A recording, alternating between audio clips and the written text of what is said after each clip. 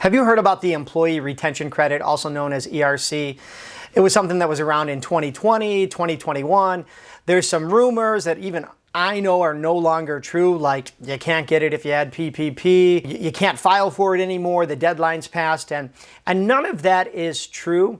So today I wanted to share with you exactly what is the difference between the Employee Retention Credit for 2020 versus 2021, and even how you could apply. So stick around, you're not going to want to miss this. So you heard right. Around March 2020, there was the stimulus packages making the news, and one of the ones that didn't get very many of the headlines was the Employee Retention Credit, also known as ERC. And the rules for 2020 actually were different than the rules that they ended up having for 2021. And then the rules for 2021, they were changed again and then updated again one more time. So before I dive into the differences between 20 and 2021, please drop a like for this video. It's going to help spread the word about the Employee Retention Credit for all the business owners in your network, my neighborhood, everybody. And I just opened access to our private Discord server, the Millionaire Movement. Feel free to check it out. All right, so I have partnered with a company out of Utah called the ERC Specialists. They are one way to apply for the Employee Retention Credit. They'll look at your numbers and your paperwork, do all the analysis, get back to you with a ERC credit number down to the penny and say, do you want us to file on your behalf? Now, full disclosure, they do charge for their services. There is a fee. And if you decide to use them, you are helping out this channel. So please consider doing so. And I'll leave a link down below in the description. So let's take a look at that chart right here. Even if you decide to talk to your accountant about this or your payroll company, the rules are the same for all business owners. First off, as you can see here for 2020, we are going to look at March 13th, 2020 through December 31st, 2020. And what they're going to give you is a 50% payroll tax credit back on qualified wages. Now that's a lot of money, but depending on how little or how much you pay your W-2 employees, you can get back a max credit per employee of up to $5,000 for all of 2020. Now you might say to yourself, that's not a lot, but to my business owners out there that have 5 or 10 employees, we're not even talking about 2021 yet, we're talking about 2020, you could get back anywhere between $25,000 and $50,000 just for 2020. Now there's actually 2 main ways to qualify for this, and then a third that I'll talk about in a second. Now the first one was a revenue qualifier, essentially a revenue reduction. If at any quarter you were down 50% in gross receipts, gross revenue compared to 2019, then you could qualify for that same quarter in 2020. So basically, you know, before the shutdowns and everything, 2019, that's what business looked like, and they're going to compare 2020 to it quarter by quarter. Now, another way you could qualify is something known as partial or full suspension. For example, in our neck of the woods, they shut down schools, they shut down dentist office, they shut down restaurants. Basically, everything was closed. If you were a retail store in the malls were closed. Like, basically, everything was shut down.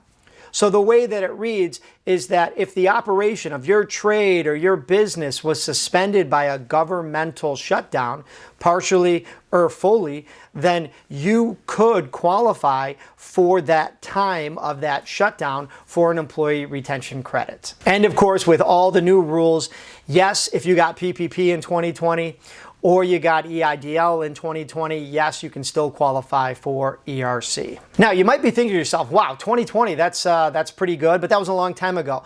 It doesn't matter. You can retroactively file for this for up to 3 years. But time's ticking, and if you want to get in line, I can tell you right now the IRS is behind more than double the amount of time it takes to process these ERC credits. So just have some patience. We are looking at anywhere between 4 to 8 months for the IRS to actually process and get you back this money. So let's go ahead though and take a look at 2021 so you can kind of see how it's a bit different. Now, they were much more generous for 2021.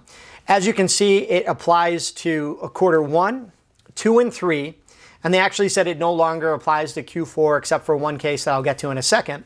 But now your maximum credit per employee is $7,000, not for the year, but per quarter. So again, any W-2 employees you had on the books, let's say, again, I'll use a nice round number like 10, you could get up to $7,000 for the first quarter, second quarter, and third quarter for a total of $21,000 just for 2021, not including 2020, just for 2021 for the employee retention credit. Now, I should have mentioned this before, but this is for quote unquote small employers, but we're talking for 2021, it's 500 employees or less, or for 2020, it was actually 100 employees or less. So let's take a look at that 2021 revenue qualifier. They allow you to get the ERC credit if your gross receipts were down 20% in 2021 compared to 2019. Again, they're using 2019 as a baseline, so you go quarter by quarter for